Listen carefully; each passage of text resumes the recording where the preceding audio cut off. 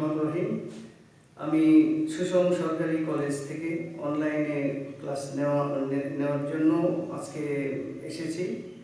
আমি প্রভাষক মোহাম্মদ নাসির উদ্দিন, বিষয় হিসাব বিজ্ঞান, একাদশ ও দ্বাদশ শ্রেণীর ক্লাস আমি আজকে নিব। এই আশা করি তোমরা এই কালে ভালো আছো, আমার শুভেচ্ছা গ্রহণ করো। আমি আজকে তোমাদের ইন্টারমিডিয়েট লেভেলের একাদশ শ্রেণীর কার্যপত্র চ্যাপ্টারটা করাবো। আশা করি তোমরা ক্লাসগুলো নিয়মিতভাবে এটি দেখবে এবং বোঝার চেষ্টা করবে। যদি বুঝতে না পারো তাহলে আমার মোবাইলে তোমরা কন্ট্যাক্ট করতে পারবে। আমি নেক্সট টাইম বা কিছু ক্লাস শেষে আমি আমার ফোন নাম্বার দিয়ে দেবো।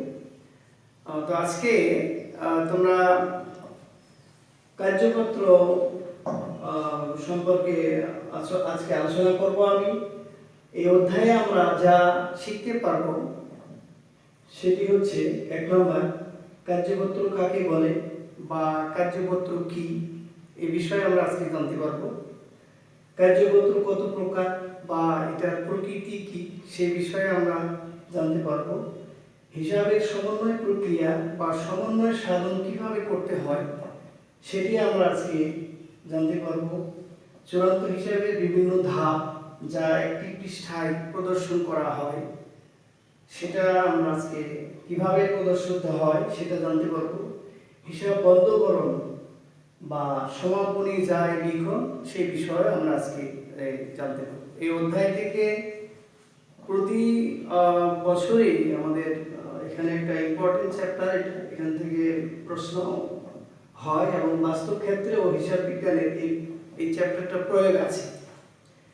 এখনই আমরা এই কার্যপত্র কাকে বলে বা এটা কি সেটা বিষয়ে আলোচনা করছি।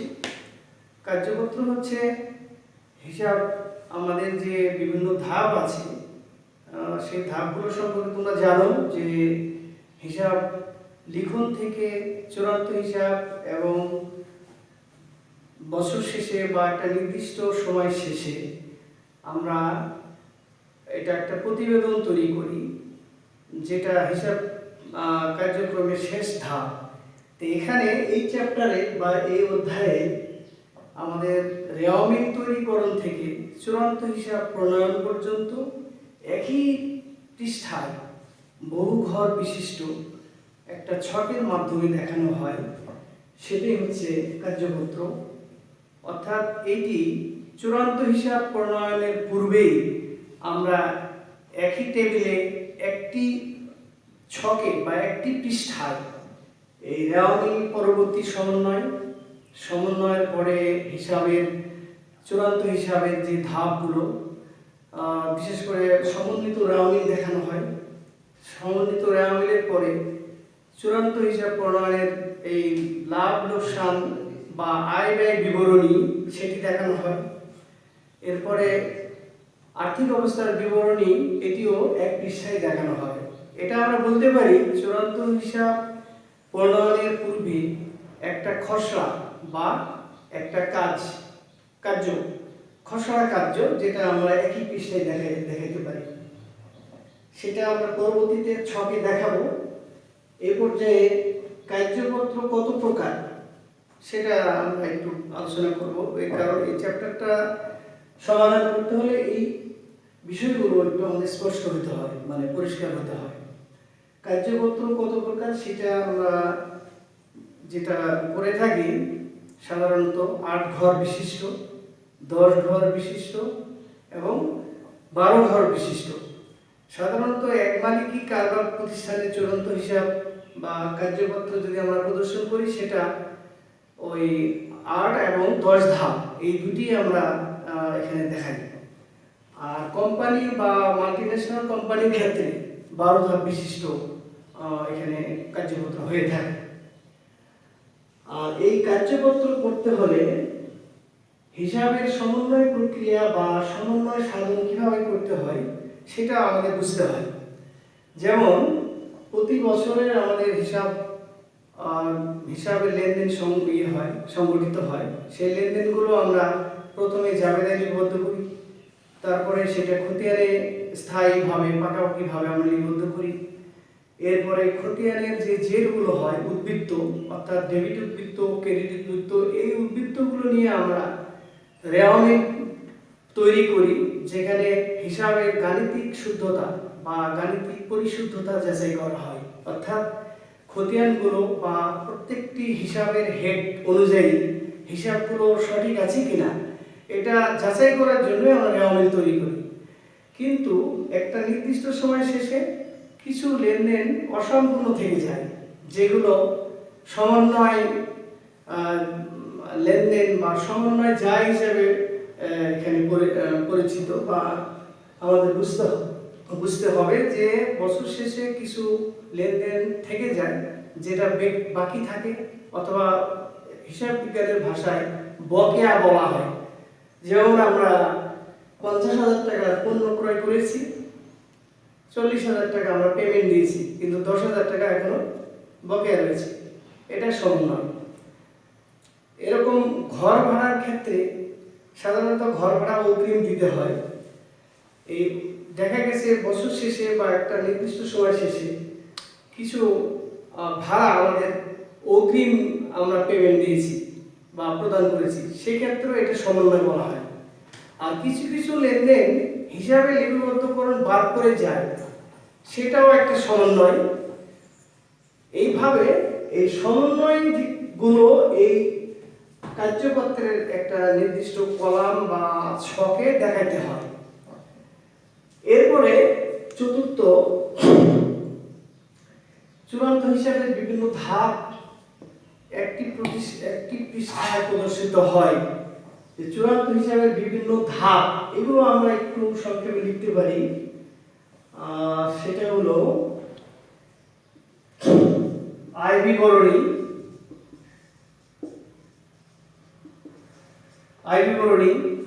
2 নম্বর ধাপ আর্থিক অবস্থার বিবরণী,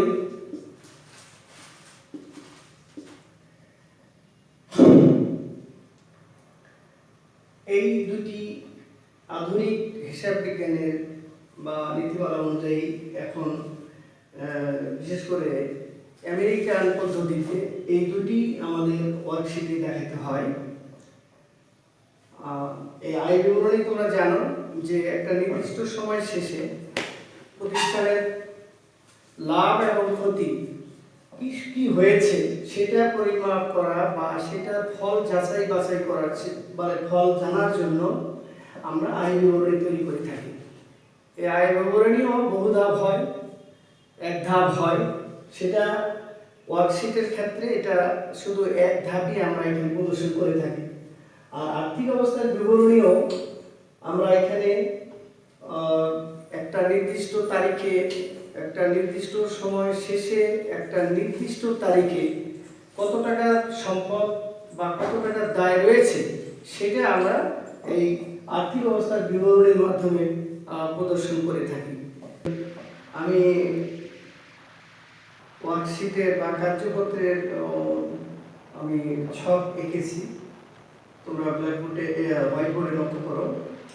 একটা কার্যপত্রের ছক, আমরা জানি যে 8 কলাম, 10 কলাম বা 12 কলাম বা 12 ঘর বিশিষ্ট হয়। এটি 10 কলাম বা 10 ঘর বিশিষ্ট। তো প্রথমে প্রতিষ্ঠানের নাম আর কত সময়ের জন্য বা কোন তারিখে প্রস্তুত হচ্ছে সেটা লিখতে হবে। আর ছকটা তোমরা দেখতে পাচ্ছ, প্রথমে ক্রমিক নাম, হিসাবের নাম, আর এই রেওয়ামিলটা প্রশ্নেই উল্লেখ থাকবে, অথবা তোমাদের ওই বইয়ের টেক্সট যদি থাকে ওই টেক্সটে উল্লেখ থাকবে। আর আমাদের এই ঘরগুলো আঁকতে হবে। তাহলে এখানে রেওয়ামিলের 2 ঘর, সমন্বয়ের 2 ঘর, সমন্বিত রেওয়ামিলের 2 ঘর, এটা হবে ডেবিট, এটা হবে ক্রেডিট। আয় বিবরণীর 2টি ঘর আর আর্থিক অবস্থার বিবরণীর 2 ঘর। আমরা হিসাব করলে এখানে 10 ঘর বিশিষ্ট আমরা ওয়ার্কশিট তৈরি ছক দেখাচ্ছি।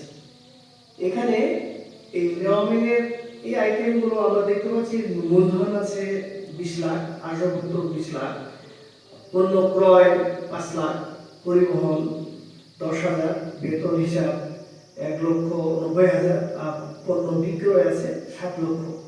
রেওয়ামিলের যোগফল 27 লাখ। এরপরে এই সমন্বয় আমাদের রেওয়ামিলের নিচে দেওয়া থাকে, তোমরা জানো। রেওয়ামিলের নিচে এখানে আমরা 2টি সমন্বয় দিয়ে এই ছকটা বোঝানোর চেষ্টা করছি আমি। একটি হলো বেতন বকেয়া রয়েছে 10,000। তোমরা লক্ষ্য করো, বেতন হিসাবে আমরা 1,90,000 দেখিয়েছি, অ্যাকচুয়ালি বেতন হবে 2 লাখ। তো আমাদের 10,000 টাকা যে বাকি রয়েছে, সেই 10,000 টাকার সমন্বয় আমরা এখানে দেখালাম। তাহলে বেতন হিসাবে সমন্বয় করলে বেতন হিসাব ডেবিট হয়, এই আমরা ডেবিট সাইডে লিখেছি, আর বকেয়া বেতন ক্রেডিট হয়। এই সমন্বয়টা আমরা এই কার্যপত্রে এইভাবে দেখাবো। এরপরে বছর শেষে প্রতিষ্ঠানের স্থায়ী সম্পদগুলোর অবচয় দেখানো হয়। সেই অবচয় একটা সমন্বয়, সেই অবচয় ধরো 5,000 টাকার অবচয় হয়েছে স্থায়ী সম্পদে, এই অবচয় হিসাব ডেবিট আর অবচয় সঞ্চিতি হিসাব ক্রেডিট। এইভাবে সমন্বয় যে ঘর, ডেবিট ঘরে 15,000, ক্রেডিট ঘরে 15,000 আমরা যোগ করে পেয়েছি। এরপরে এই রেওয়ামিলের ডেবিট আর সমন্বয়ের ডেবিট আমরা সমন্বিত রেওয়ামিলে দেখাবো, অর্থাৎ রেওয়ামিলের ডেবিট সমন্বয়ের debit, debit plus debit is equal to debit. আবার যেগুলো যেমন প্রথমেই মূলধন হিসাব ক্রেডিট আছে, এটার সঙ্গে কোনো সমন্বয় নাই, এটা সরাসরি 20 লাখ আমরা দেখিয়েছি। এইভাবে আসবাবপত্র 20 লাখ টাকার আছে, 20 লাখ দেখানো হয়েছে। পণ্য ক্রয়ের 5 লাখ, 5 লাখ দেখানো হয়েছে। পণ্য পরিবহনের 10 লাখ, যেটি ডেবিট সেটি ডেবিট। যদি সমন্বয়ে কোনো এন্ট্রি না থাকে, তাহলে সরাসরি রেওয়ামিলটা ডেবিটে যাবে, আর ক্রেডিটগুলো ক্রেডিট পাশে যাবে। আর সমন্বয় দেওয়ার পরে দেখো, যদি যেমন বেতন হিসাবে 1,90,000 ছিল, সমন্বয় ছিল 10,000, তাহলে এই 1,90,000 প্লাস 10,000 এই 2 লাখ হয়েছে। আর নিচে আমরা সমন্বয়ের কোনো আইটেম যদি উপরে হেড না থাকে, তাহলে ওগুলো আমরা নিচে দেখাবো। যেমন এখানে বেতন আছে, তোমরা সমন্বয়ে জানো যে বেতন হিসাবে ডেবিট আছে 1,90,000, তাহলে বেতন যদি ফার্দার ওই সমন্বয়ের জন্য ডেবিট হয়, তাহলে সমন্বয়ে ডেবিট দেখাবো। আর যে সমন্বয়ের উপরে হেড থাকবে না, হিসাবের হেড থাকবে না, যেমন অবচয়, অবচয়ের উপরে কোনো হেড নাই বা হিসাবের খাত নাই, এবং অবচয় সঞ্চিতিও নাই, সুতরাং এটা নিচে আমরা তো রেওয়ামিলের নিচে দেখাবো। এই রেওয়ামিলের নিচে দেখানো হলে এটার সঙ্গে আবার রেওয়ামিলের কোনো যোগ বিয়োগ নাই, কাজে যেটা ডেবিট আছে এটা ডেবিট যাবে, যেটা ক্রেডিট আছে ক্রেডিটে যাবে। এইভাবে সমন্বিত রেওয়ামিলের যোগফল মিলে যাবে। রেওয়ামিল এবং সমন্বয়ের যোগ বিয়োগের ফলে যে যোগফলগুলো আমরা সমন্বয়ে দেখিয়েছি, এই সমন্বয় থেকে সমন্বিত রেওয়ামিল, এই সমন্বিত রেওয়ামিলের যোগফল মিলে যাবে। এরপরে আমরা যেগুলো মুনাফা জাতীয় আয় ব্যয়, সেগুলো আমরা আয় বিবরণীতে দেখাবো। যদি ব্যয় হয় তাহলে আমরা ডেবিট দিকে দেখাবো, আর আয়গুলো ক্রেডিট পাশে দেখাবো। এখানে আয় বলতে শুধু পণ্য বিক্রয়টাই আছে 7 লক্ষ টাকা। এরপরে আয় ব্যয়ের যোগফল আমরা কি ফলাফল আমরা দেখব, যে এখানে 7 লক্ষ টাকার আয় হয়েছে, কিন্তু এখানে ব্যয় হয়েছে 7,10,000। সুতরাং এখানে কিন্তু আমাদের ক্ষতি হয়েছে 10,000 টাকা ক্ষতি হয়েছে, বা এখানে যদি যোগফল আমরা করি, যোগের 15,000 হবে আসলে, তাহলে 15,000 টাকা আমাদের ক্ষতি হয়েছে। এই আয় বিবরণীতে আয় ব্যয়ের যে পার্থক্য, সেটা আমরা এখানে দেখতে পাচ্ছি ডেবিট দিকে যোগফলটা বেশি, অর্থাৎ ক্ষতি হয়েছে এটা। এরপরে রেওয়ামিল থেকে সমন্বিত রেওয়ামিল আমরা যে তৈরি করেছি, এইখানে যেগুলো সম্পদ আর্থিক অবস্থার বিবরণীতে সম্পদ পাশে যাবে, আর যেগুলো দায় সেগুলো আর্থিক অবস্থার বিবরণী ক্রেডিট পাশে যাবে। তো এখানে আমরা মূলধন দেখিয়েছি ক্রেডিট দিকে, আসবাবপত্র ডেবিট দিকে দেখিয়েছি, আর নিচের সমন্বয় এই বকেয়া বেতন সেটা ক্রেডিট পাশে যাবে তোমরা জানো, আর অবসরের সঞ্চিতি ক্রেডিট পাশে যাবে। সুতরাং এই আর্থিক অবস্থার বিবরণী ডেবিট পার্শ্ব এবং ক্রেডিট পার্শ্ব যোগ করলে আমরা যোগফল পাবো 20,15,000 ডেবিট পাশে, আর ক্রেডিট পাশে 20,15,000। সুতরাং আমরা আর্থিক অবস্থার বিবরণী দুপাশে যদি মিলে যায় তাহলে আমরা বুঝতে পারবো যে এই হিসাবটা সঠিক আছে। অর্থাৎ এখনো আমরা যেগুলো আলোচনা করলাম আশা করি তোমরা এটা বুঝেছো। আর যদি কোনো প্রশ্ন থাকে আমি মোবাইল নাম্বার দিয়ে দেবো, সেই মোবাইলে তোমরা আমাকে পাবে। আর তোমাদের পরবর্তী ক্লাসের আগাম শুভেচ্ছা বা আমরা আবার মিলিত হব এই প্রত্যাশা রেখে আমি এখানে শেষ করছি। আমি মোবাইল নাম্বারটা আমি হোয়াইট বোর্ডে দিয়ে দিচ্ছি, তোমরা লিখে নাও।